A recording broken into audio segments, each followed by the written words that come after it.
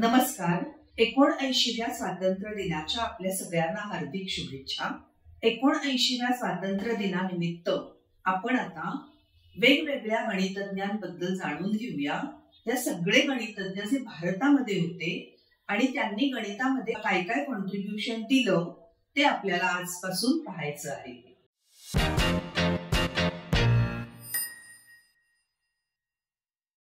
आज आपण बघणार आहोत अशाच एका व्यक्तीबद्दल ज्यांचं नाव आहे दत्तात्रय रामचंद्र कापरेकर.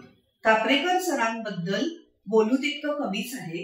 रिक्रिएशनल मॅथमॅटिशियन म्हणून सरांचं नाव जगभर प्रसिद्ध आहे आणि त्यांच्या नावाने अनेक रिसर्च पेपर आहेत. त्यांनी गावागावांमध्ये जाऊन गणिताचा प्रचार आणि प्रसार केला.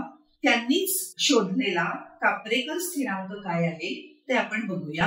फर्ग्युसन कॉलेजमधनं त्यांनी आपलं ग्रॅज्युएशन करत असताना साधारण 1927 मध्ये गणितज्ञांचा अत्यंत प्रतिष्ठित समजला जाणारा असा रँगलर परांजपे पुरस्कार देण्यात आला, जो गणितामधल्या अत्यंत ओरिजिनल कामासाठी दिला जातो. याचबरोबर सरांनी अनेक प्रकारचे जे शोध लावले आहेत नंबर थिअरीमध्ये ते आज आपल्याला वेगवेगळ्या रिसर्च पेपर मध्ये बघायला मिळतात. तर आज आपण जाणून घेऊया त्यांच्या स्थिरांक जो त्यांच्या नावाने जगामध्ये प्रसिद्ध आहे, कापरेकर्स कॉन्स्टंट. तर आपण तो जाणण्यासाठी एक प्रयोगच करूया. आपण एक 4 अंकी संख्या घेणार आहोत. समजा मी संख्या घेतली 5234. या संख्येपासून मोठ्यात मोठी संख्या तयार करा.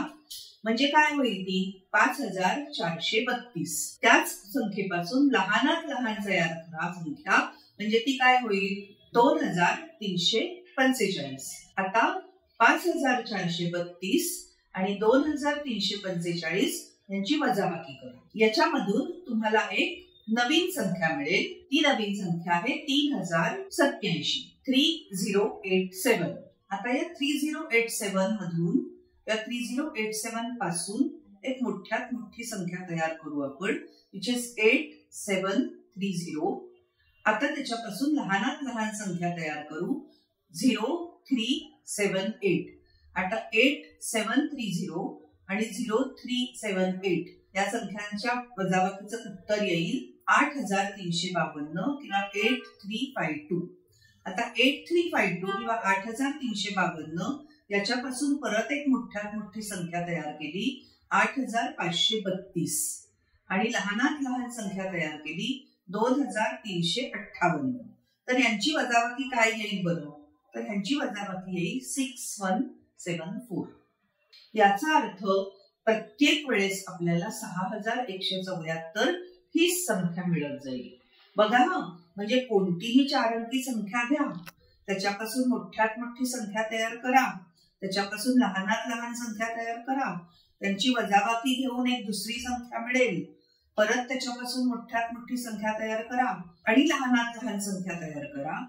हे जे चक्र आहे हे तुम्ही 3, 4 किंवा 5 वेळा केल्यानंतर तुम्हाला जी 6174 ही संख्या मिळते ती तुम्हाला स्थिर, म्हणजे अनेक वेळा त्यानंतर जरी तुम्ही ही कृती केली तरी तुम्ही 6174 या संख्येशी थांबता. आणि त्याच्यामुळे ह्याला 6174ला कापरेकरांचा स्थिरांक असं म्हटलं जातं किंवा कापरेकर्स कॉन्स्टंट असं म्हटलं जातं. तुम्ही कुठच्याही नंबरने जर सुरुवात केला तरी तुम्ही 6174लाच येऊन थांबता. आहे की नाही मजा? हा प्रयोग तुम्ही करू शकता. आणि ह्याच्यामध्ये जे असलेल्या अटी आहेत त्या अटी अशा आहेत की अर्थातच सगळे नंबर्स हे सारखे असतील तर तुम्हाला ही संख्या तयार करता येणार नाही.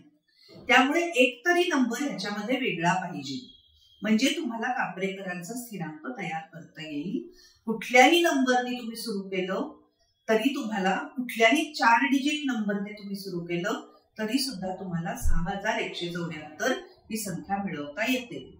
आता ह्याच्यामध्ये तुम्हाला प्रश्न मी असे विचारणार आहे की हा स्थिरांकापासून तुम्हाला ही जी पद्धत आहे ह्याचं कोड तयार करता येईल का? त्याचा कम्प्युटर प्रोग्राम तयार करता येईल का? निश्चित करता येईल. समजा 4 अंकी संख्येच्या ऐवजी 3 अंकी संख्या घेतली आणि हीच पद्धत वापरली तर तुम्हाला असा एक स्थिरांक मिळेल का जो 3 अंकी असेल आणि तोही कापरेकरांचा 3 अंकी स्थिरांक असू शकतो, त्याच्याही बद्दल तुम्ही शोध घ्या.